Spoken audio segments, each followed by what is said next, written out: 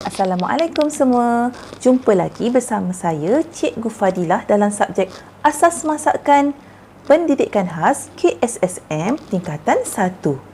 Okey, hari ni cikgu nak bawa awak semua pergi melawat kawasan dapur dua orang rakan kita, iaitu Suzy dan Anita.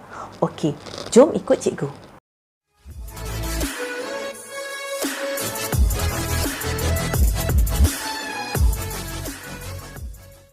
Ini dapur rumah Suzy. Wah, cantiknya. Bersih, kemas. Semua peralatan dan bahan disusun dengan teratur. Barulah bersemangat kita nak buat kerja kat dapur. Okey, jom kita pergi lihat dapur rumah Anita pula. Apa yang dah jadi dengan dapur rumah Anita ni? Banyaknya pinggan mangkuk kotor yang tak dicuci. Bahan masakan dan alatan juga tak dikemaskan selepas digunakan.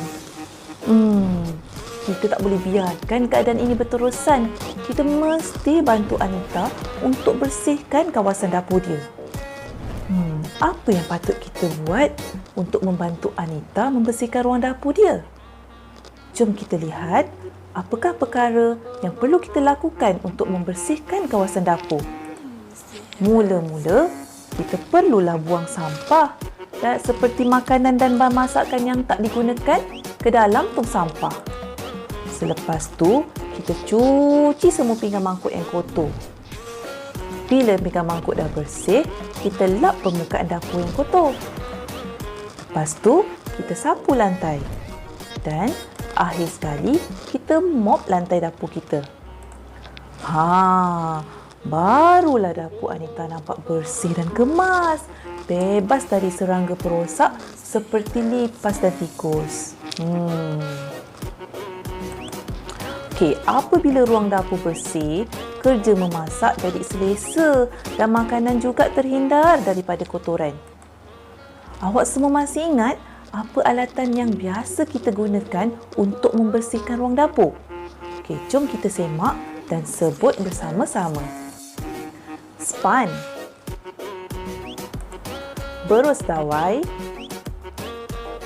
penyapu, penadah sampah, mop dan kain dapur. Wah, bagusnya. Tahniah semua kerana awak masih ingat lagi pelajaran yang lepas. So, hari ni cikgu akan teruskan subtopik kita dalam amalan kebersihan penyediaan makanan. Tahukah kamu apakah yang dimaksudkan keselamatan makanan? Okey, keselamatan makanan bermaksud makanan itu bersih. Bersih daripada apa? Bersih daripada kuman yang berbahaya, toksin, racun, najis dan juga bahan buangan yang lain. Barulah makanan itu dikira selamat. Mengapa makanan kita ni perlu bersih? Kenapa kita perlu makan makanan yang bersih? Makanan yang tak bersih mengandungi bahan-bahan berbahaya atau bakteria yang boleh menyebabkan penyakit. Apa penyakit yang boleh kita alami kalau makanan yang kita makan tidak bersih? Jom kita tengok. Kita mungkin akan mengalami penyakit taun, keracunan makanan, penyakit tifoid atau penyakit kuning. Semua penyakit ini berpunca daripada kebersihan makanan yang tidak dijaga. Apakah amalan kebersihan yang patut kita amalkan dalam menyediakan makanan? Ada 4 perkara yang perlu kita ambil berat ketika kita menyediakan makanan. Yang pertama, amalan kebersihan diri.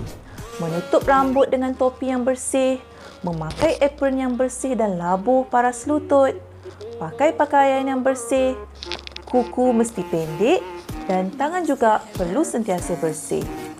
Yang kedua, kebersihan penyediaan makanan.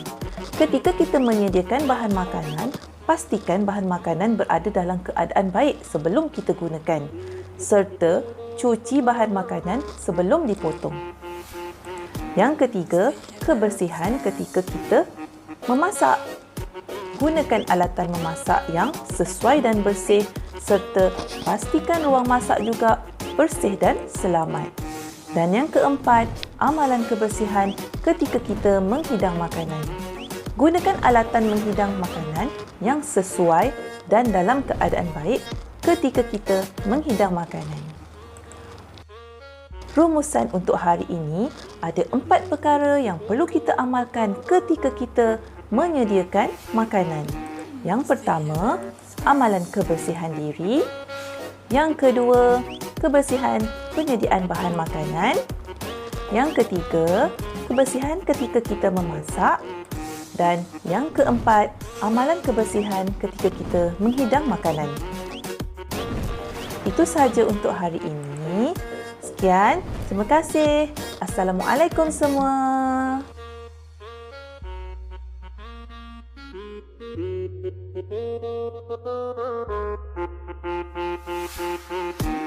Still haven't